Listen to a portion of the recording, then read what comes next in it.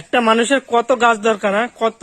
তোদের বাড়িতে পুরো বাড়ি ভর্তি গাছ, এখানে দেখো কত গাছ রয়েছে, তারপরেও এই বৃষ্টির মধ্যে ওয়েদার এখন বৃষ্টি পড়ছে আর এখন গাছ কিনতে যাবে। দেখো দেখেছো ভিডিও নষ্ট করছে এসে।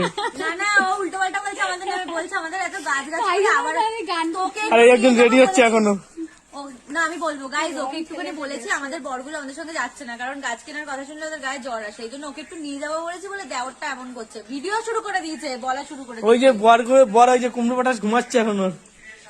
আর এদিকে বাইরে দেখো বৃষ্টি, গাছের পাতাগুলো সব ভেজা, তার মধ্যে এখন যাবে গাছ কিনতে বৃষ্টি ওয়েদারের মধ্যে। নার্সারিতে যেতে হয়, তার কারণ এই সময় গাছগুলো সতেজ ফুটতে লাগে দেখতে। কি কি গাছ কিনবি আজকে?